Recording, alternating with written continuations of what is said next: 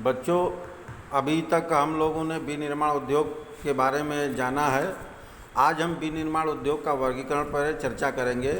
विनिर्माण उद्योग का वर्गीकरण 4 आधारों पर किया गया है। पहला आकार के आधार पर वर्गीकरण, फिर दूसरा है उत्पादन के आधार पर वर्गीकरण, तीसरा है कच्चे माल की प्राप्ति के आधार पर वर्गीकरण और चौथा है स्वामित्व के आधार पर वर्गीकरण। इन 4 आधारों पर विनिर्माण उद्योगों का वर्गीकरण किया गया है। पहले पर हम चर्चा करेंगे विनिर्माण उद्योग में आकार के आधार पर वर्गीकरण 3 प्रकार से किया गया है। कुटीर एवं घरेलू उद्योग, छोटे पैमाने के उद्योग और बड़े पैमाने के उद्योग।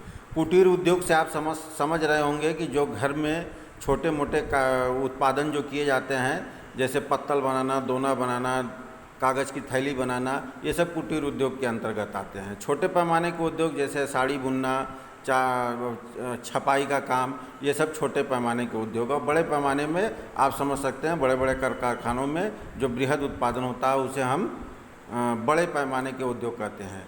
दूसरा है कच्चे माल की प्राप्ति के आधार पर वर्गीकरण। कच्चे माल की प्राप्ति में कई आधार हैं। कृषि आधारित उद्योग, खनिज आधारित उद्योग, रसायन आधारित उद्योग, वन आधारित उद्योग और पशु आधारित उद्योग। इसमें आप देख सकते हैं कृषि आधारित उद्योग में जैसे कृषि उत्पादन के आधार पर जो कच्चा माल प्राप्त होता है उससे जो उद्योग चलते हैं, जैसे चीनी उद्योग, कपास सूती वस्त्र उद्योग, ये सब कृषि आधारित उद्योग।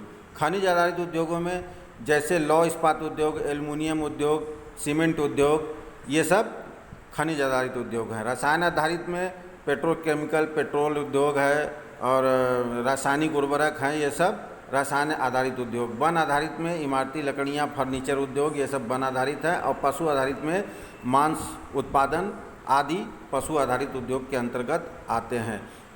फिर उत्पादन के आधार पर वर्गीकरण आप देख रहे हैं, तो आधारभूत उद्योग और गैर आधारभूत उद्योग।